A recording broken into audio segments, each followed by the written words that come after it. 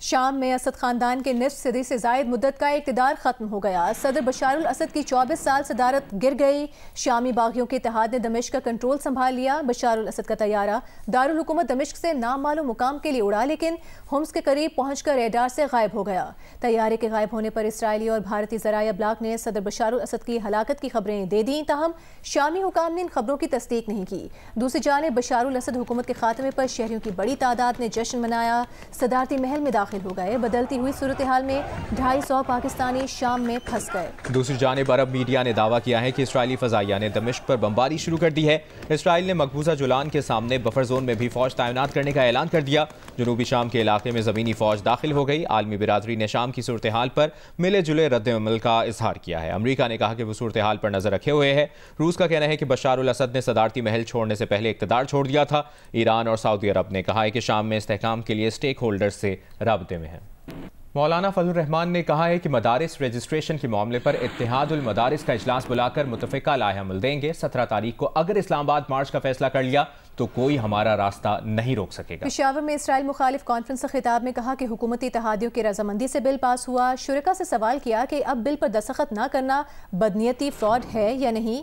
انہوں نے مزید کہا کہ بل اسمبلی میں آیا تو کچھ قوتوں نے رکوا دیا، یہ سمجھتے ہوں گے کہ مولوی تھک جائیں گے۔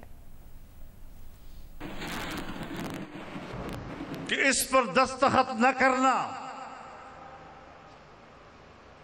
اس کے مسودے کی تیاری میں آپ شریک، اسمبلی میں پیش کرنے میں آپ شریک، اس کو پاس کرنے میں آپ شریک، اور اب اس پر دستخط کرنے میں آپ شریک نہیں ہو رہے۔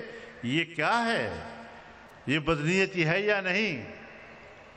یہ دھوکہ ہے یا نہیں؟ یہ فراڈ ہے یا نہیں؟ تو پھر ہم آپ کو معاف کریں گے کیا؟ تو آپ بتائیں کہ اگر ہم فیصلہ کرتے ہیں اسلام آباد کی طرف مارچ کرنے کا تو آپ تیار ہیں یا نہیں؟ شام کی بدلتی ہوئی صورتحال کے بارے میں بات کریں گے۔ اطلاعات ایسی آ رہی ہیں کہ تقریباً 300 پاکستانی ہیں ایسے جو کہ شام میں پھنسے ہوئے ہیں۔ ایسے ہی ایک پاکستانی ہمارے ساتھ موجود ہیں، سمر بخاری صاحب، ان سے بات کریں گے۔ سمر صاحب، کیسے ہیں آپ؟ خیریت سے ہیں؟ اپنی خیریت کے بارے میں بتائیے گا۔ سب سے پہلے کیا ماحول ہے باہر؟ ایگزیکٹلی ہیں کہاں پہ آپ؟ کیا دیکھ رہے ہیں؟ جی، ابھی یہاں پہ ہم سیدہ زینب کے علاقے میں بیٹھے ہیں۔ یہاں پہ انتہائی خوف و ہراس کی صورتحال ہے ابھی، اور ہم پاکستانی حکام سے بھی رابطے میں ہیں، لیکن ابھی تک کوئی خاطر خواہ ہمیں وہ نہیں ملی، امبیسی کی طرف سے نہیں آیا ہمیں جواب کوئی۔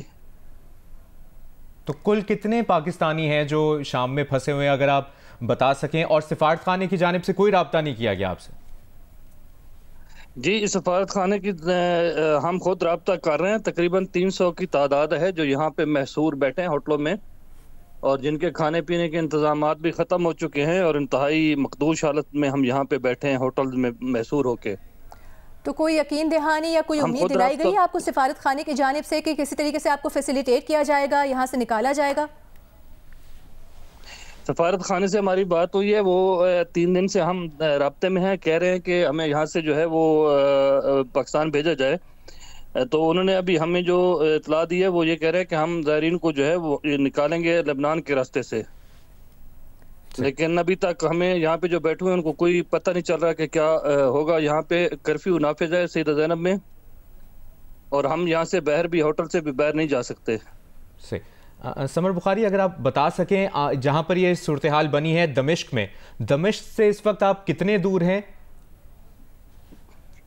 جی، یہاں سیدہ زینب کا جو علاقہ ہے وہ دمشق سے تقریباً 14 کلومیٹر کے فاصلے پہ ہے، جہاں ہم اس وقت بیٹھے ہیں تقریباً 300 کی تعداد میں، اور زیادہ ہمارے پاس خواتین اور بچے ہیں۔ 300 بچوں میں 80% جو ہے 80% ہمارے پاس خواتین اور بچے ہیں۔ تو آپ کے ساتھ جو دیگر ممالک کی نیشنلٹیز کے لوگ یہاں پر موجود ہیں، ان کا کیا سلسلہ ہے؟ ان کے لیے کوئی انتظامات کیے گئے ہیں ان کے سفارت خانوں کی جانب سے؟ دیگر نیشنلٹیز کے تو یہاں پہ نہیں ہیں، صرف پاکستانی اس ٹائم جو ہے وہ 300 کی تعداد میں ہیں، دیگر تو یہاں پہ ہمیں کوئی نظر نہیں آ رہے۔ تو سمر صاحب، آپ وہاں پر زیارتوں پر تھے، اور پھر جب یہ شامی باغیوں نے کنٹرول سنبھالا تو کیا صورتحال پیدا ہوئی؟ کس طرح کا ماحول تھا؟ نہیں، وہ اقتدار کی منتقلی ہوئی ہے، وہ آئے ہیں، وہ پرامن طریقے سے انہوں نے اقتدار لی ہے، لیکن بعد میں جو ہے ابھی جو کرفیو کی حالت ہے اور خوف و ہراس کی حالت ہے، زائرین اور بچے یہ سارے خوف زدہ ہیں اس صورتحال سے، اور بار بار یہ کہہ رہے ہیں کہ جی ہمیں کسی محفوظ مقام پہ پہنچایا جائے تاکہ جہاں پہ ہم جو ہے وہ جا کے اپنا کھانے پینے کا انتظام بھی کر سکیں اور ہمارے لیے خوف و ہراس بھی نہ ہو۔ سمر، آپ نے بتایا کہ فیملیز بھی آپ کے ہمراہ ہیں، خواتین ہیں، بچے بھی ہیں، کھانے پینے کی اشیاء یا سہولت ہے آپ لوگوں کے پاس اس وقت؟ جی کھانے پینے کا نہیں ہے ہمارے پاس، کوئی ارینج نہیں ہے، ہم مطلب بیٹھے ہیں، ابھی تک باہر نکل نہیں سکتے، جو پیکج تھا ہمارا شام میں وہ پیکج ہمارا ختم ہو گیا ہے، تو انتہائی جو ہے وہ صورتحال نہیں ہے ٹھیک یہاں پہ جتنے بھی پاکستانی ہم بیٹھے ہیں۔ سمر، آپ اپنا خیال رکھیے گا، ہم آپ کے لیے دعا گو ہیں کہ آپ خیریت سے واپس پہنچیں، شکریہ آپ کے وقت کا۔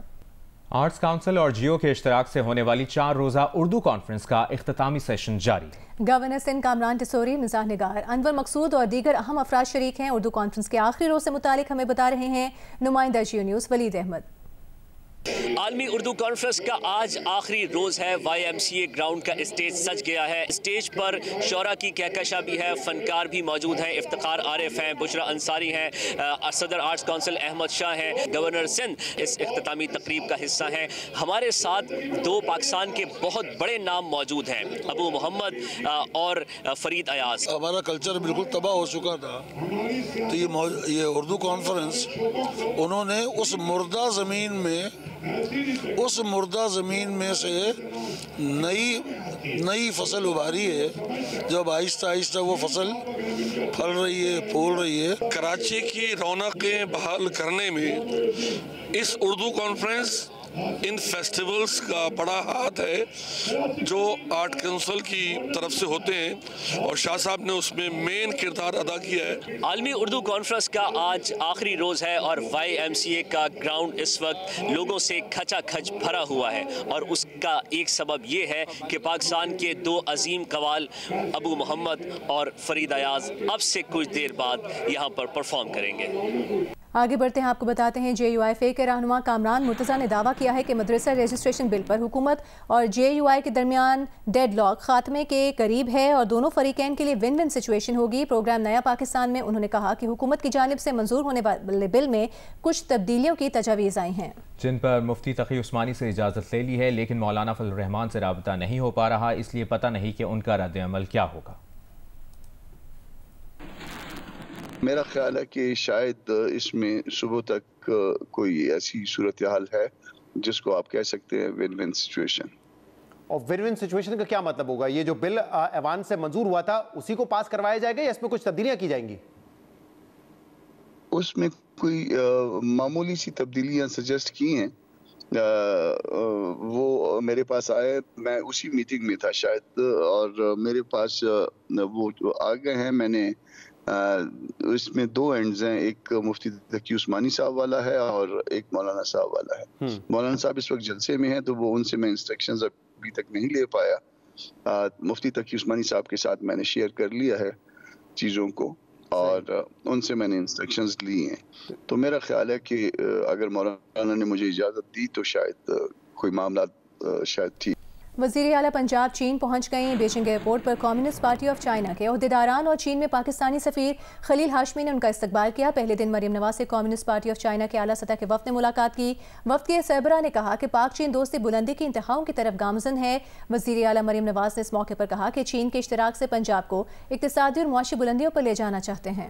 امیر جماعت اسلامی حافظ نعیم الرحمان نے کہا ہے کہ ایک ہی صوبے کے 2 شہروں کی یونیورسٹیز کی فیسوں میں فرق بلا جواز ہے۔ گلشن اقبال کراچی میں الخدمت اور جماعت اسلامی کے تحت بنو قابل ٹیسٹ کے شرکاء سے خطاب میں انہوں نے مطالبہ کیا کہ سندھ یونیورسٹی اور کراچی یونیورسٹی کے طلباء کی فیس یکساں کی جائے۔